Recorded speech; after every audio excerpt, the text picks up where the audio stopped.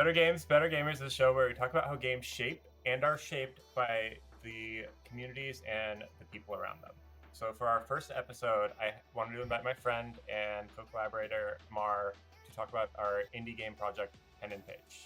Amar is a professional game developer at Ghost Story Games, and he's actually currently working on their upcoming new title, Judas, correct? Correct. So the two of us met actually a couple of years ago. He was working on what at that time was called Kids versus Aliens. And we met at just a games meetup, and he invited me to join on as the scriptwriter and kind of creative producer. So I want to bring him on today to share a little bit about his journey towards becoming a professional developer and how that led him kind of to the creation of Penn and Paige. Kick things off, I feel like I should already know this, but on the record, what was your favorite childhood video game?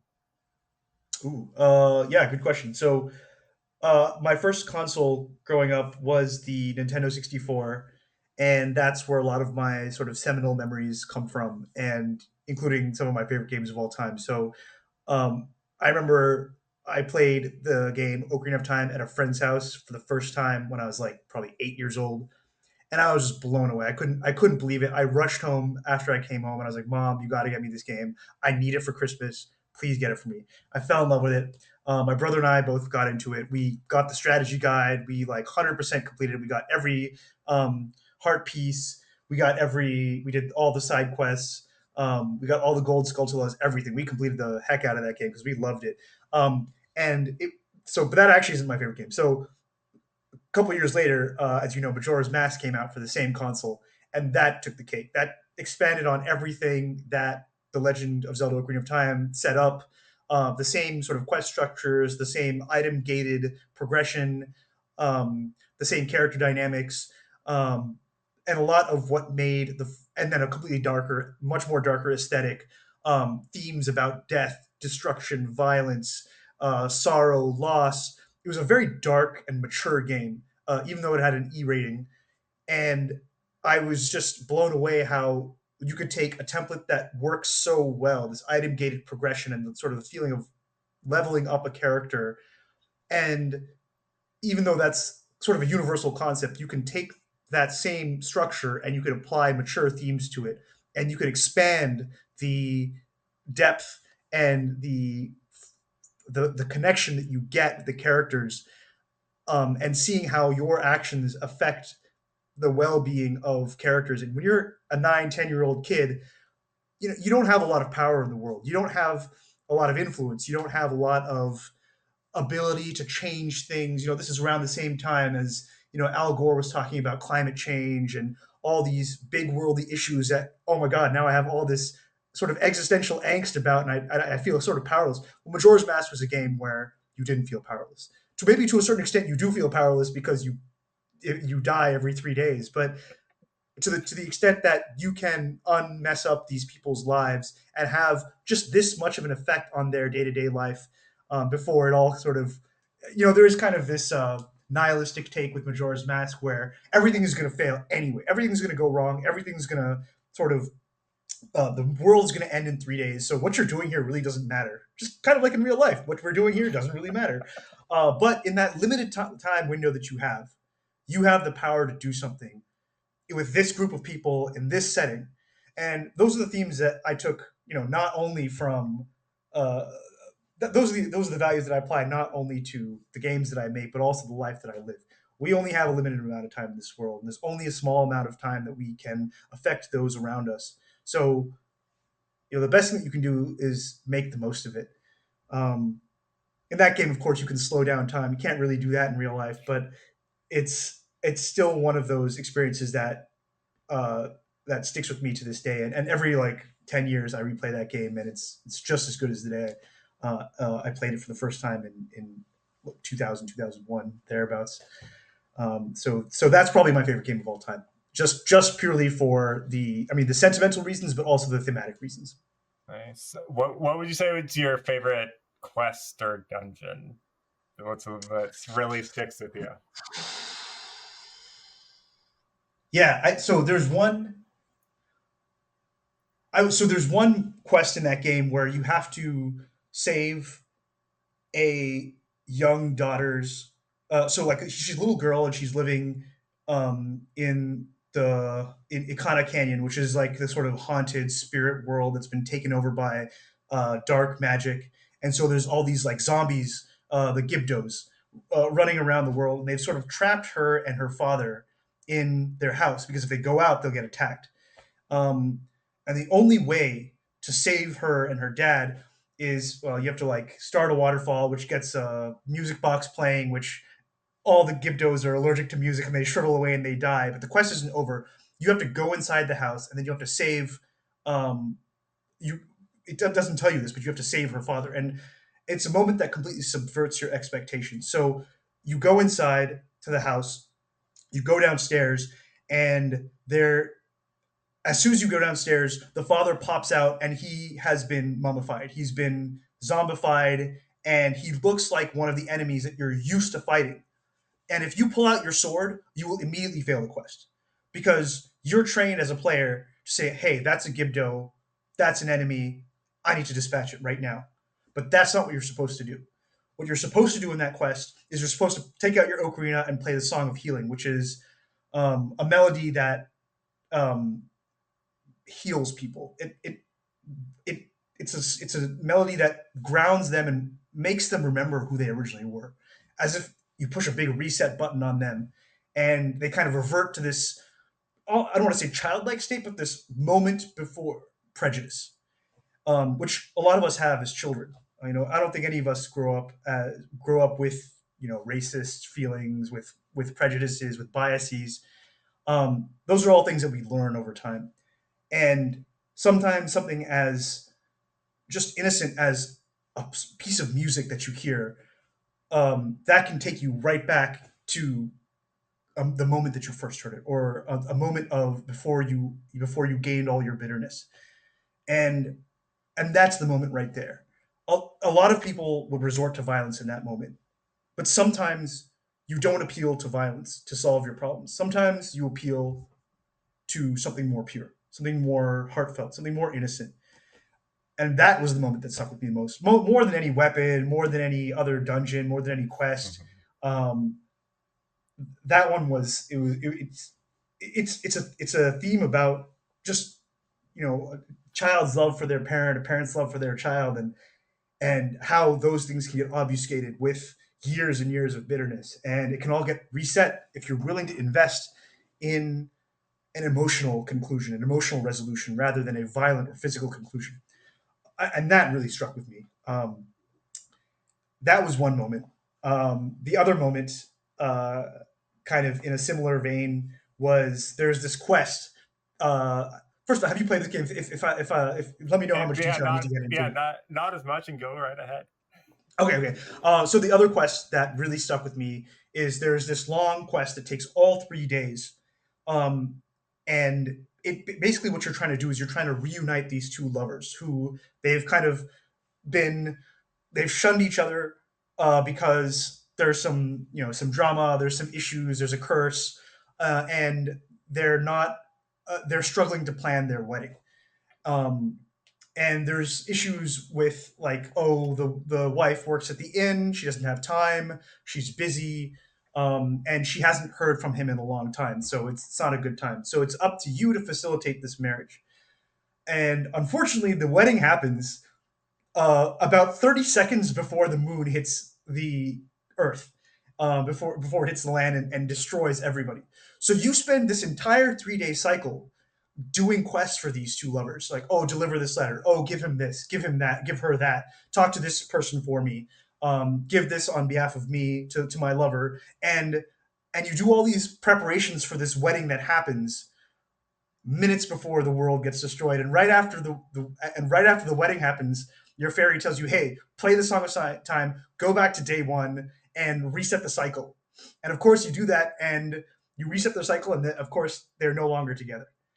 And and that was another beautiful moment for me. Just, it doesn't matter how long it takes. If you can repair the relationships in your life, then even doing it right as the world is crashing down, it's worth it. It's 100% worth it. So, uh, honestly, people laugh, but Majora's Mask is like probably some of the most emotional piece of media that I've ever experienced in my entire life. Even if it wasn't as good of a mechanically good as its predecessor, Ocarina of Time, that was the first time I realized games aren't just about the here and the now.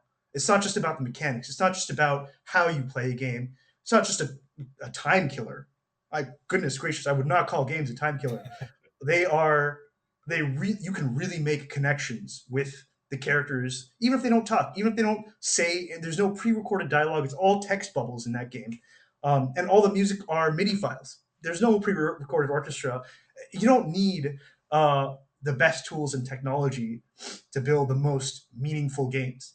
Um, and so that was kind of my introduction into whoa, games can be just as great of a form of art as books, as any other work of fiction, music, movies, poems, whatever, plays. There are many ways of moving oneself, and games just happen to be my medium. Awesome. Yeah. Well, and that's kind of a great segue. Really wanted to hear a little bit about how you got it, how you went from there to becoming a game designer, and kind of just talk a little bit about that journey. What did that look like, and what does that look like for you? Yeah, sure. So game design is something I always kind of wanted to do at the back of my head, even from as early of an age that I can remember thinking about a career. It's always something that I wanted to do, but I always kind of had it in my mind as being sort of an impractical thing. And I have Indian parents, so they kind of tried to steer me away from it. And I get it. I totally get it now, why they would want to do that. But basically, I always thought of it as something that was like, I'm sure all of us have heard the reputation that the gaming industry has as being a place where uh, dreams come to die, so to speak. Where you work for because you're passionate about something, you work to the bone. Maybe your paycheck isn't as good as if you work somewhere else, and there's a lot of crunch, and there's a lot of you have to give up a lot of other aspects of your life in order to pursue something game design, which if that's what you're passionate about, then there's a lot of sacrifices that have to go into it. So from early on in my life, I was dissuaded both internally and externally from getting into it because, well, um, there isn't necessarily a good career path outlook. And my parents would give this to me every single day. They'd be like, maybe you shouldn't study game design because that won't translate into a comfortable life for you. Um, and so from an early age I was kind of dissuaded from that. And when I went to college, I didn't study game design. I studied electrical engineering, and my first job out of college was at SanDisk, where I was working on hard drives, and that was a fine job until it wasn't. um, it was, and I think at that point I knew I needed a career pivot. I kind of realized at that point maybe that track wasn't right for me. I wasn't excited about it, and I think a lot of the opportunities were sort of out of reach for me anyway. So it was around that time that I started teaching myself how to code, how to program. And the first thing I did was I had a MacBook at the time, so I opened up Xcode and I wrote myself an iPhone app. I wanted to write something for myself that was useful, that an app that I could use in my day to day life. At the time, and I still am driving a Prius that doesn't tell me what my global mileage is, like what my average MPG in my tank is at any given time. So I wrote an app that will do that. So every time I fueled up, I would enter my odometer, the amount I filled on gas, um, and then the amount that I spent, and the number of gallons that I filled as well. So it would give me a rolling MPG average for my car every time I filled up my gas tank. So I used that to sort of pivot into a software role, and I worked in the tech industry at a wonderful company called Chegg for about 4 years. Um, but also during that transition period, there was about 2 to 3 months between when I was jobless and I was going to the San Jose University Library pretty much daily to just like place to focus, place to get away. I was applying like I'd spend the first half of the day just applying to jobs, just shotgunning out resumes far and wide as I could. I had no luck, but at the same time, I was teaching myself other skills. So iPhone development, of course, but then um, there was one class I took in college, sort of a game production class where we like this was just an elective that I took, And the class was taught in Unity, and so I was like, oh, okay. Like I did like one project in that class at the time, but there was something in the back of my mind that I was like, huh, Unity. Maybe I should come back to this someday. And not having a job is the perfect time to like get into the stuff that you otherwise wanted to pursue. So I started. I downloaded Unity, and I started making a game. I had no plans. I had no high level structure on what I wanted to do. I knew I liked platform games at the time, so I was like, I'm going to make a platformer. And I have no skills um, in animation. There was another class that I took in college too, which was about actually, sorry, it was the same class where we also learned a unit in Maya. And so I had the very like one semester of Maya modeling experience. So I made very primitive assets for this game. And C sharp is very relatively easy language to get into. So I had just the bare minimum amount of qualifications to make a game. Very basic programming skills and very basic modeling skills. So I made a first-person game because that way I wouldn't have to model a character. Um, and I just made a bunch of prefab. So like I used a bunch of free assets that I could find. So like if you play that game now, islanddropthegame.com, feel free to download it right now. Shameless plug. Um, you can download for Mac or PC. It's free. And you can see that there are a lot of these stock assets that are used, and the assets that I made are very basic, very low poly, very simple shapes, cubes, extruded spheres, cylinders, that kind of stuff, all haphazardly stuck together. It's not a good game. It's by any stretch of the imagination, but it's all it is it's about a 2 hour romp through an island where you jump through platforms, and I just wanted to make something that I would enjoy playing. And that was my only goal. I didn't work with anybody. I didn't get any outside help. All the models were mine except for a few stock assets. All the code was mine that I wrote from scratch. And I think I did use some royalty free sound effects on like Freesound or something like that, freesound.org. But it was purely a passion project. The goal was not to monetize it. The goal is still not to monetize it. I don't intend on monetizing it. It was just I want to prove to myself that I can make games if I really want to, and B, um, that this is really what I want to do. And my answer to both of those questions was yes. So this was years and years and years before I got into the industry professionally. So I was working. I started that project in about this is probably like April or May 2014 at the time. Um, and then I was working at Chegg for 4 years. Chegg is a great company, but it's tech, so it's very iterative, cycles, sprints. So it was relatively low in terms of workload, which gave me a lot of free time to finish up Island Romp, which was done in about October 2016 ish, um, and then after that I immediately started work on the next project, which I have been working on to this date. Um, at the time called Kids versus Aliens. We didn't have a working name for it for a long time. I think around 2017, maybe early 2018 ish. I don't exactly remember when, but we settled on the name Penn and Paige as well. Actually, the name came from the character, the assistant character, who we decided his name was going to be Paige. And we're like, we need something that will go along with that name. So what would be a good like cutesy companion name? And Penn just kind of worked. Penn is short for Penelope, so we wanted to have a female lead because I think. Well, I mean, I think we all have that sort of universal middle school experience of not fitting in.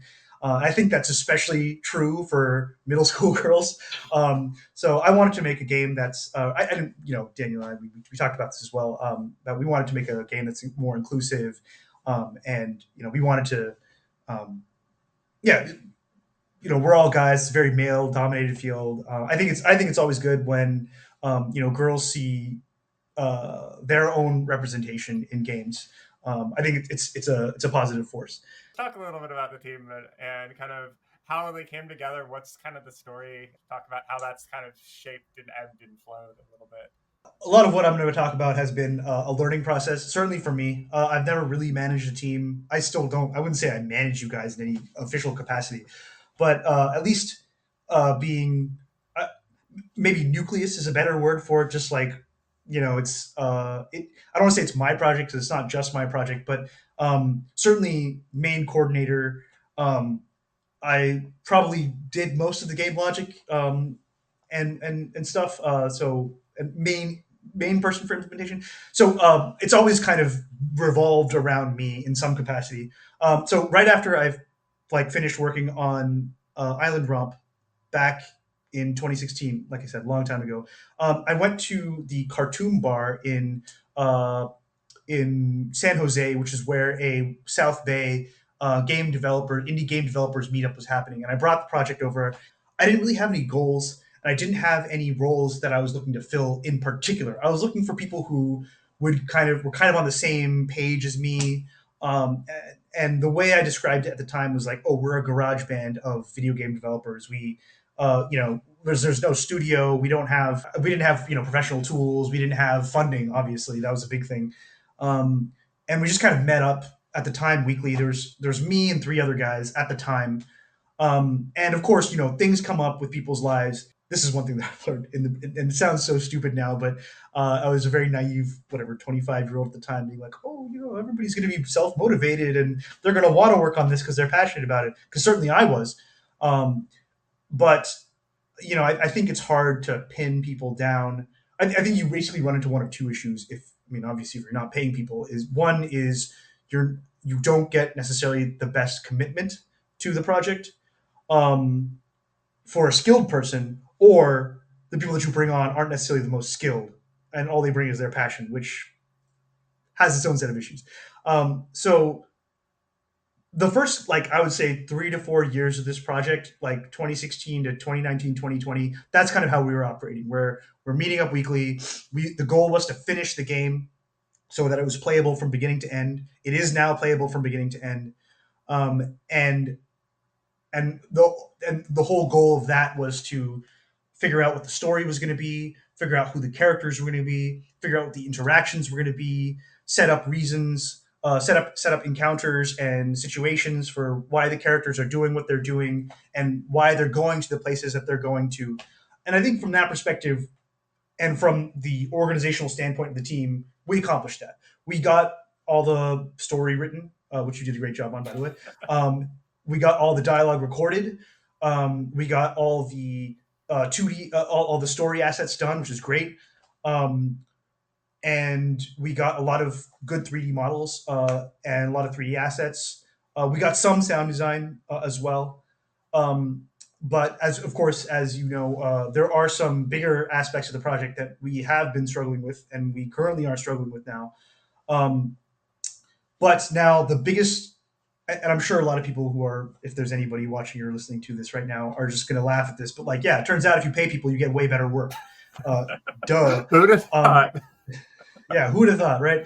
Um, and that's exactly how the focus of this project has been pivoting. What's kind of that step for taking these passions and kind of getting that door into the industry? And what would you say to someone maybe 10 years younger than us who's just thinking about doing what you're doing now? First of all, I'm going to say straight up, it depends on which path you want to take. Do you want to like start your own studio, manage your own team, kind of like what I'm doing with Penn and Page, or is your goal to break into the gaming industry and get an actual job in like the AAA space, the mobile space, or whatever?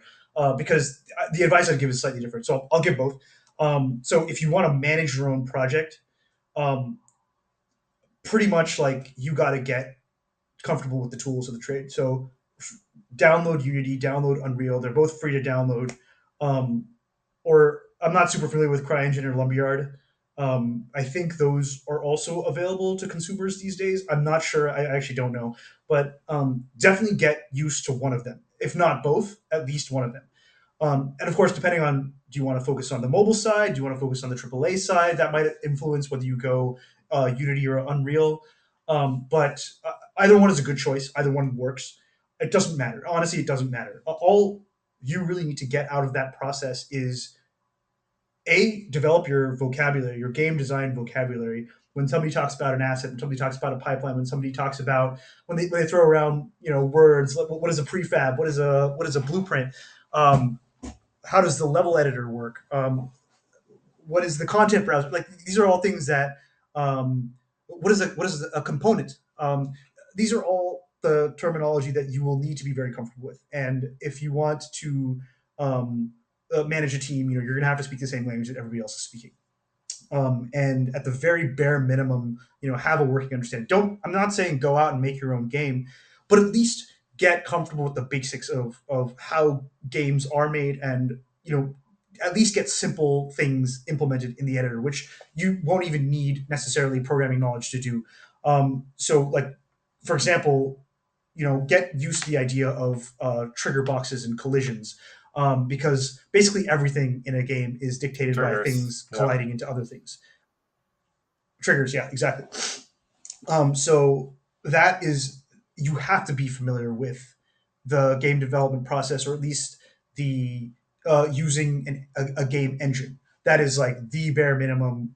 You got to know what the tools of the trade are, and the more you get into it, I think the more effective you will be. Um, and then the other track that I would the other piece of advice that I would give that applies to both tracks, whether you want to start your own team or whether you want to get into the industry, is specialize, specialize, specialize. Get good at one thing, or get really good at one thing, and then have working competency in like one or two other things too. But the most important part of that is get good at one thing. Pick a lane, whether that's you want to be a great C++ programmer, go learn C++. You want to be a 3D artist, get really good at Maya, know how to rig a skeleton, um, or sort of that kind of overlaps with animation. Know how blend shapes work. Know all those things that that all the aspects that matter to you. That is the number one advice I could give for any aspect of the game industry. If you want to get hired, people are naturally going to ask you, well, what do you want to do in the industry? And if you have good experience with what it is that you're trying to get into, that's going to put you on a level up.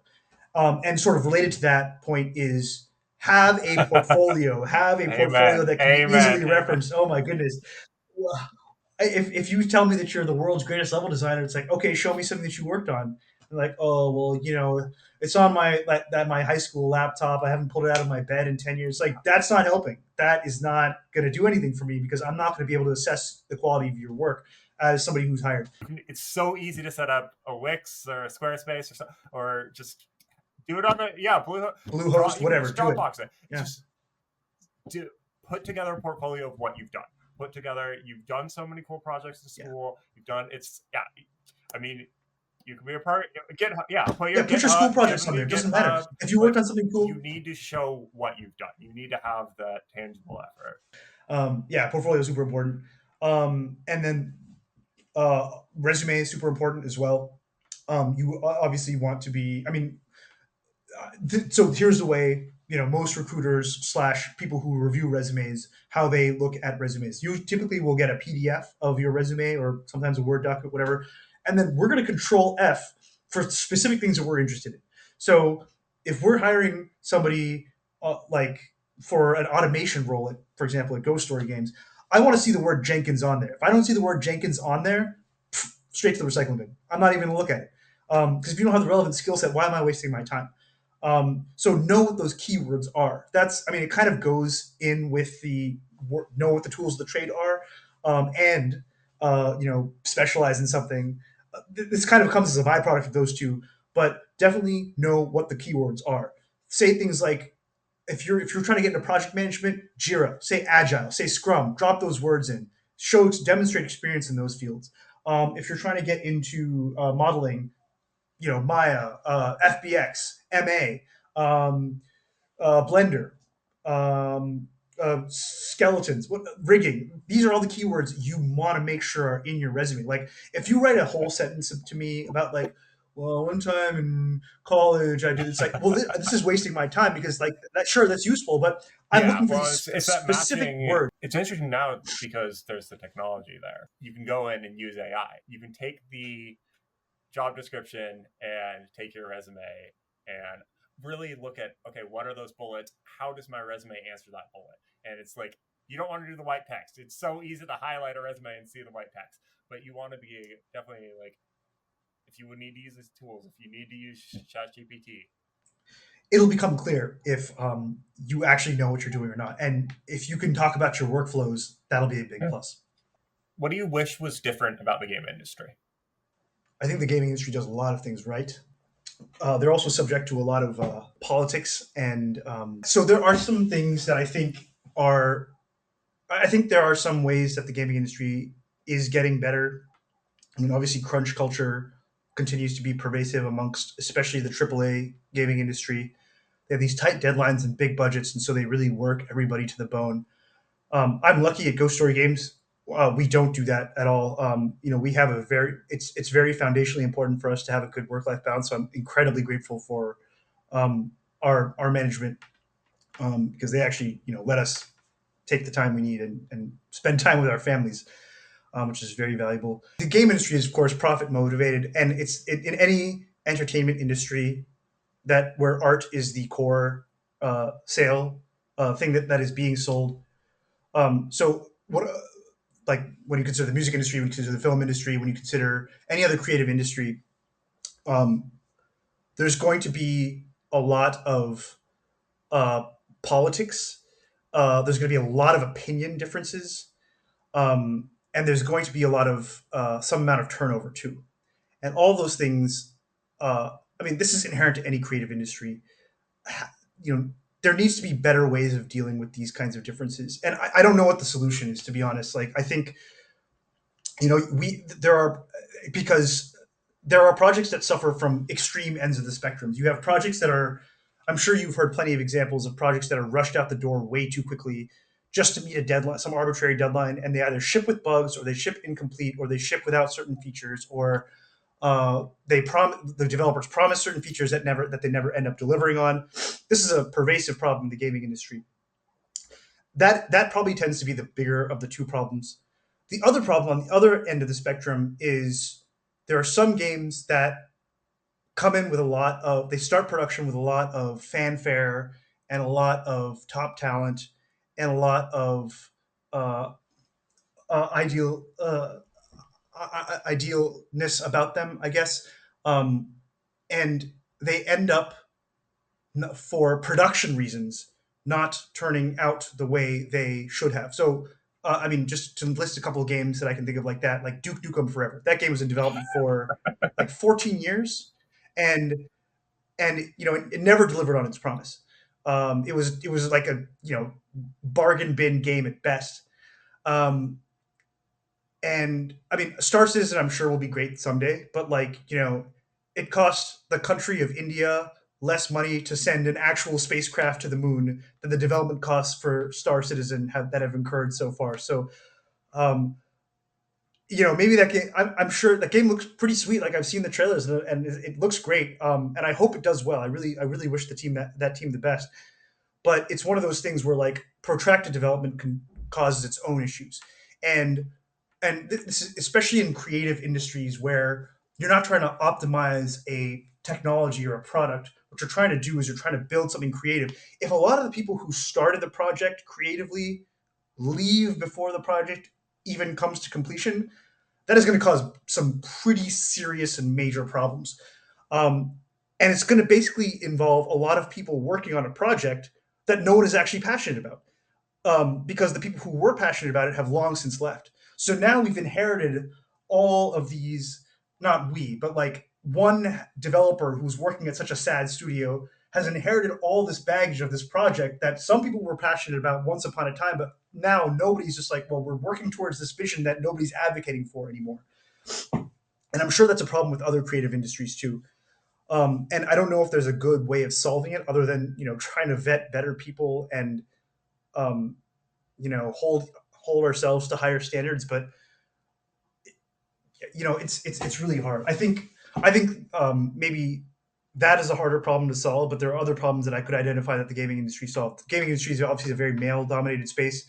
I was genuinely surprised when I walked into my first day at the job at Ghost Story, and seeing so few women in the office. Even coming from tech, which is funny. Tech is another very male dominated space, but I actually saw more women in tech than I did in the gaming industry. So so I think the gaming industry can certainly do a better job of being more inclusive, which is particularly fascinating to me because it's interesting. You noticed this too. At our we previewed Penn and Page again this summer at Mag West in San Jose, and one of the things that I thought was so fascinating that I did not expect at all was how many people wanted to play our game that were women. It was probably close to 50-50. And I don't know why. I mean, I'm being honestly surprised in a positive way, but I was not expecting that at all. Um, and not just cis women, trans women too, all kinds of people from all kinds of the spectrum. Gaming is a very diverse industry, which I'm very surprised, Yeah, pleasantly well, surprised by. it is. It's so much of, and I forget the statistics, but it's pretty much at this point, I think it is like 50-50. And I just had a talk earlier today with someone who's trying to break in. And it's so much kind of what I was telling her is there is so much of a need for more voices. And Marie Ablaza, I met she works at Netflix Games. She did a Cozy Games meetup. I was at Games Beat, and there's like it's this in this little building in downtown San Francisco. And you go upstairs, and there's this like really nice little lobby, and there's another room that had a lot of the presentations. And so Marie organized the Cozy Games meetup for games like Stardew Valley or Spirit Pharaoh is one of my favorites. And so it was just, I think it was on, I can't remember if it was the first or second day, but you could immediately tell when the meetup was happening because it was just all of the most colorful people in the room. I think, Mhm. so I think it helped it back. There is those people are in the community. They are such a big part of gaming. There have been women that have been making games for 30, 40 years. There's a huge list of these Mhm. women pioneers in gaming, and they weren't necessarily getting the right recognition. And so it's Like we can have a better gaming community if yeah, the gamers yeah. become Well, better. and That's all that I'm I trying to mean say. that is the question because it's so much of is it better games or better gamers? Because what's where does it come from? Are the games shaped by the community, or are the community shaped by the games? Is whose responsibility is it? And so I'll pose that question to you: is Mhm. for these problems, how do you think that this can be better? How do you think we can go about solving this problem as game developers, as gamers? The two answers that I instinctively would say is, I mean, higher diversity. I mean, you are benefited by having a more diverse cast of employees who work for you, or if you're in a diverse team, that's going to be better for you than if you're in a homogenous team. I think, especially in the creative space, diversity of opinion is great because what one group of people might think is a good idea might not be appreciated the same way by a different group of people. And I think, I think to a certain extent, we've seen that change in the gaming community already. Things are sort of trending in that direction, which is good news. But I think the subject matter of games can be more inclusive too. I mean, I think well, I remember certainly growing up on Xbox 360 era games. Every single protagonist on that console was like a gruff, bulky, white dude, and very cisgender and all that stuff, which is fine. I mean, I think I think at that time, maybe that's what the gaming demographic looked more like anyway. Maybe, um, but certainly as art reflects society. Um, but at the same time, it is an artist's obligation to put out a set of values that confines with society, um, to a certain extent, perhaps. Um, so I think we're seeing it, for example, even in the AAA gaming industry. I think Rockstar Games, for example, has had a lot of criticism for many years, for as long as the GTA series has been around. Certainly, that oh, these are very male centric games. Like you always control a male character, and like you can pick up prostitutes, or you can go to strip clubs, or you can play interactive sex mini games with a girl, and all it does is commodify women. Um, and I think up until Yeah. like literally days ago when they just released the GTA 6 trailer, boom, now we have a female protagonist. So I think certainly that's a step in the right direction. Um, okay, I have two thoughts on this. One is that yes, this is a step in the right direction. The female protagonists represent female gamers, and I think it's always good to make more sets of gamers feel included. But I don't necessarily think that that should come at the expense of a creative vision. So if like for example, let me give you a perfect example. I've never been to the state of Wisconsin before, but I would love to play a game set in Wisconsin that follows, a young boy walking through the woods and the adventures that he has. I don't think that character should arbitrarily become diversified because that's not the type of character that would be doing that type of thing. Um, so if there's a boy in Wisconsin who grew up in Wisconsin, walking the woods, and he wants to make a game about a little white boy in Wisconsin who walks through the woods and the adventures that he finds, there's nothing wrong with that. If I think when the opportunity exists that diversity can be included, I think yeah, it's always a good idea to include diversity, but we shouldn't at the same time marginalize or minimize somebody's experience just because they are not a minority, not straight, not whatever, white or whatever. So you know like for example, someday I may want to make a game where the protagonist is male, and technically I haven't done that yet. First game didn't have a protagonist, or didn't have Yeah. like you are the Yeah. protagonist. It is physically you in that body, so it's whoever you are. And then the second game is a obviously Penn. I don't know how I haven't been following announcements. Is the protagonist of Judas, the title character, is also a female. So yeah, I've literally never worked on a game with a male protagonist before. So so for example, as a game designer, I will want to do that. I will want to make a game with the straight male perspective because that's my perspective. And and the last thing I would want is for people to come after me and be like, "Hey, this game is not inclusive enough because it's about a straight male." Um, and so I think yeah, to a certain extent diversity sorry, to every extent diversity is good, but if there's a specific creative vision that involves somebody who is not diverse, I think that's totally fine. Like sometimes I just want to be the gruff space marine who shoots aliens with his yeah, chainsaw bayonet gun. That's yeah. that's an experience too. You want, and I think that's the thing. Everyone wants to see themselves, and so in the games they play, and everyone feels like they have games that they can see themselves in. They have stories that they can see themselves in, and have those perspectives. Yeah, absolutely. I mean, I think everybody likes identifying with the characters that they see on screen to a certain extent, um, and so I think that Yeah, aspect is yeah, yeah, and it's that definitely kind universal. of. I guess we talked a little bit about what could be better, and I think that's kind of what do you think if you had to pick something? What do you enjoy most about working in games? Oh, there's only one answer to that question. Um, when okay, you've worked a desk job before, as have I. That's not in an industry of our passion. There's a feeling that you get on Sunday night where you're just like, my freedom is about to end, and I'm about to have to wake up and either physically drag myself to an office, or if you're remote telecommuting, go in like stare at a computer for the rest of the day, getting on Zoom meetings. What is it all in service of? And if the answer to that question is money, first of all, there's nothing wrong with that answer. If money is what motivates you, you should be motivated by money.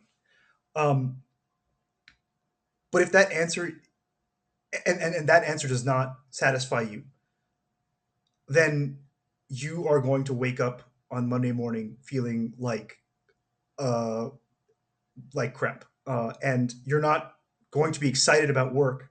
And there's a sinking feeling that you get, this sort of existential angst you get when you're going into a sort of 9 to 5 where you're like, what am I doing with my life? I'm slaving over a computer or whatever it is that you do. Working. My boss is making 10x what I do. The shareholders are making 100x that, and yet I'm the one who's doing all the work in this company. And what do I have to pay for? I have to spend 8 hours doing this 5 days a week, 52 weeks a year, um, and then I get 4 hours at the end of my day to get in all of my exercise, my cooking, my cleaning, and maybe some time with my family if I'm lucky. So when I moved to gaming, yeah, I still do have to go in 9 to 5, 5 days a week, 52 weeks a year, but I don't get that dread about what is it all in service of.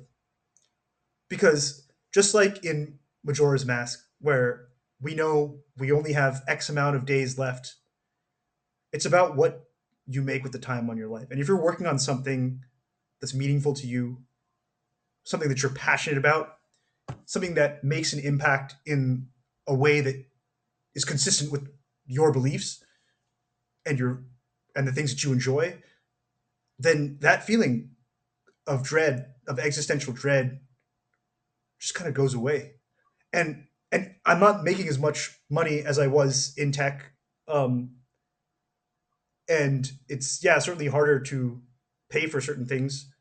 Um, but I don't know. I just don't think like yes, money doesn't buy you happiness, but having more money certainly doesn't hurt. um, and I understand, there's a lot of people out there who having money is very, to them, like the pursuit of money is freedom for them, and that is valuable to them. I totally get that. I completely understand that. Um, but like, how much is enough? And how much is it enough to justify doing something that you don't really care that much about, some outcome that you're not really that invested in, something that doesn't mean anything to you?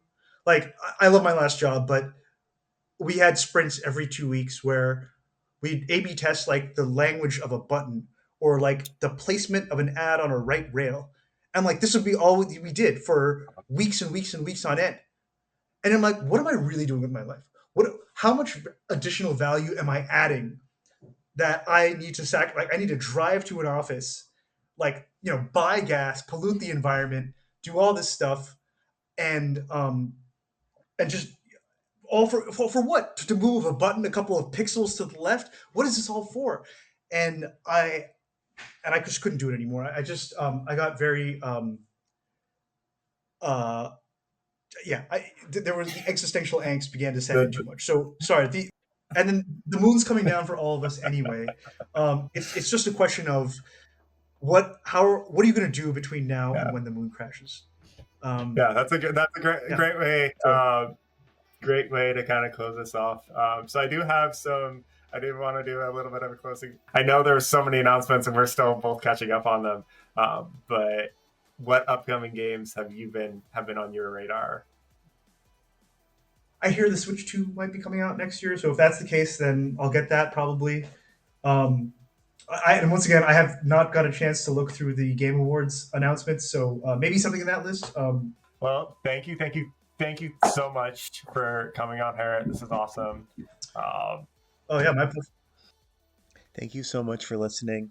If you enjoyed it, please hit subscribe and follow on bettergamesandbettergamers.com and social media.